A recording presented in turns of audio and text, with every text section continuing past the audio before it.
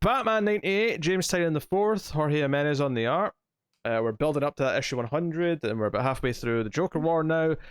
And we have Batman in kind of his, Vision Quest state, lying there in Tripping Ivy's balls on ayahuasca. and we have Harley and Punchline, and I think Harley's bad names for Punchline are getting better.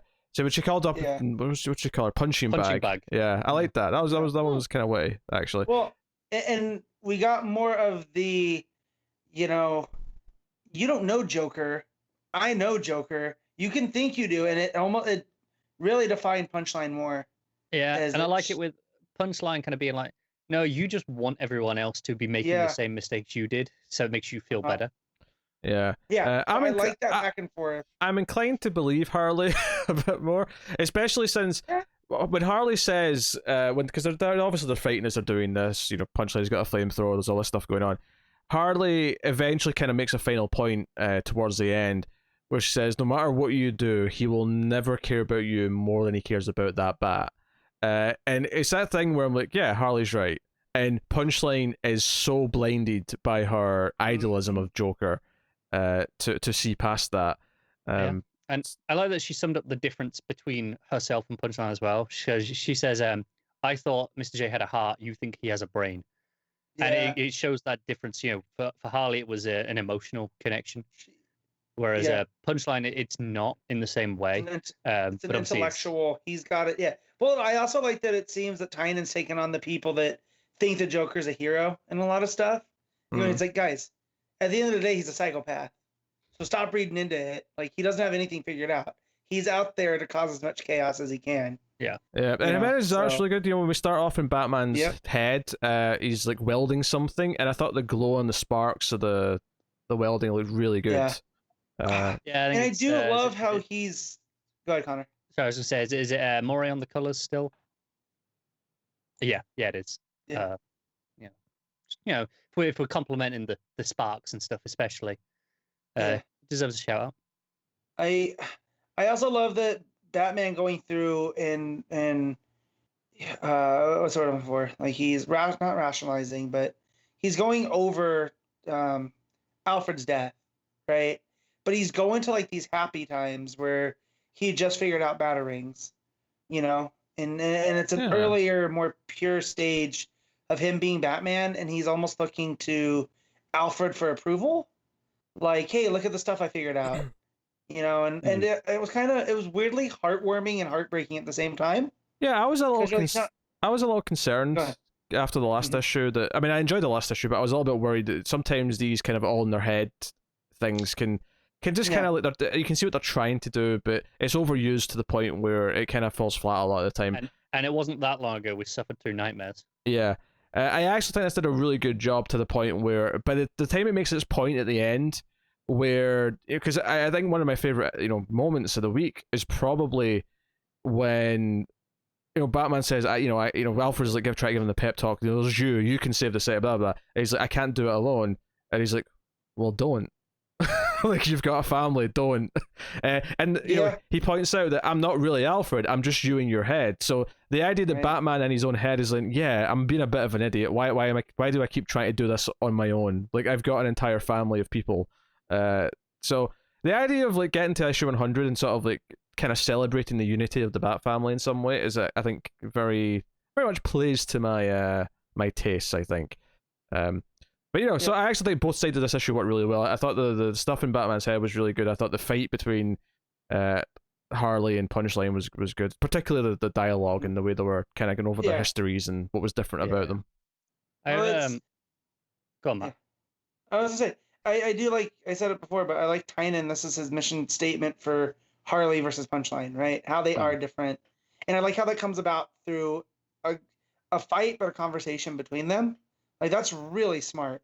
Like, it's giving me shades of Detective Comics, of some of the stuff that he did there to get with the characters, and like the whole thing of him coming to family, right? And that's almost kind of Harley also being part of that weirdly now. Like, she's this weird step member. She kind of she's kind of fitting into the role where Catwoman was 10 or 15 years ago. Yeah. because we're at the point now with Catwoman where she's actually so far gone that she's in the lair with the villains, and she's like, no, we're going to help goddamn Batman now. You're going to let me out of here, and we're going to do this. She's actual Bat family member because that is, she's the mom now. I think the difference right now between Catwoman and Harley in that scale of things is Catwoman's we're going to help Batman, and Harley's like, I need Batman to help me. Yeah. Right. But I do like, that's why I said she's this weird step member of like super far removed from the Bat family, but it still reinforces what Bruce is coming at, that you're going to need help. As close as Jason does. Sure.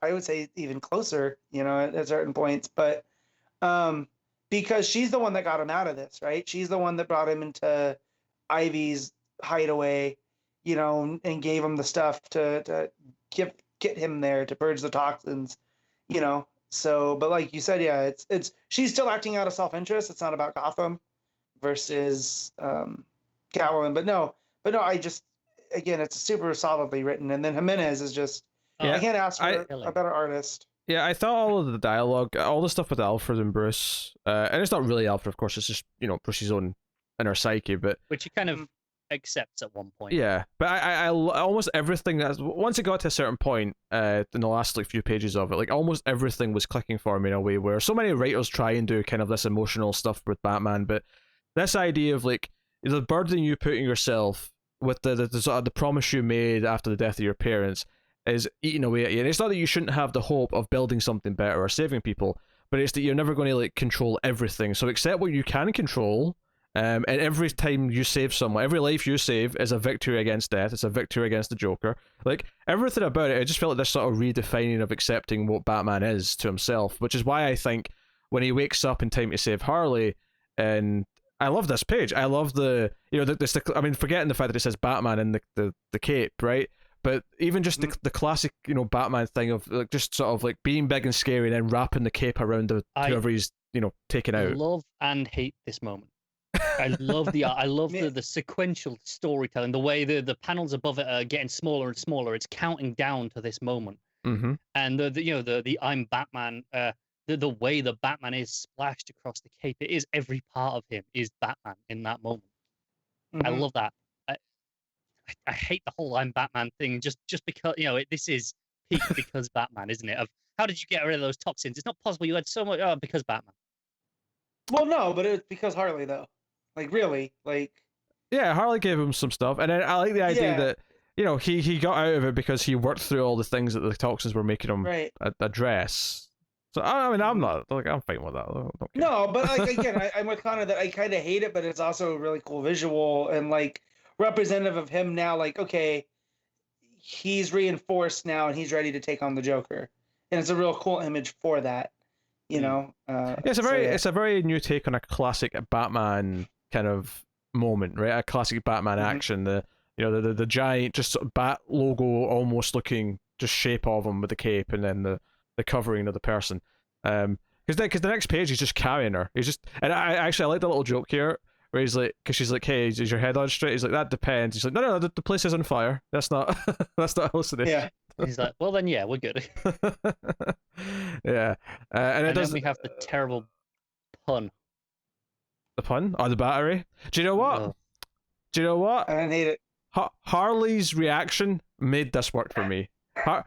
Him saying, I call it the battery, and her going, no, you effing don't. Yeah. Made me laugh. I think it's the sort of moment where we had a very similar moment in an issue of Metal recently, but because Metal is so over the top and doing that, it made me laugh.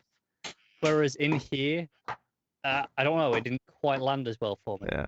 But no, I liked him putting out the call for Bat family members, and it says which ones you want to call or locate, and he's just like, I need everyone, this kind of thing.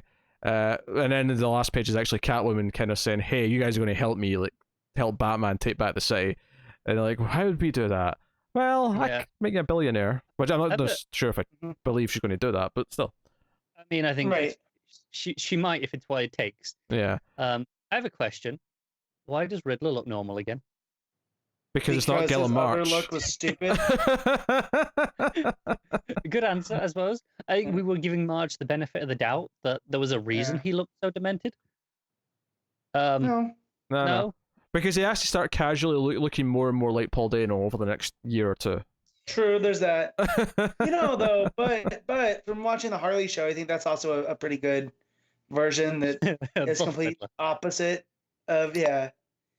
That said, honestly, this Jim Carrey vibes from Forever. Oh, I can see that. Just the suit and the hair. I will say, I think the art's at its weakest when it's at the Penguin's lair, this ice place. I think Riddler and the surroundings are probably the weakest art in the book.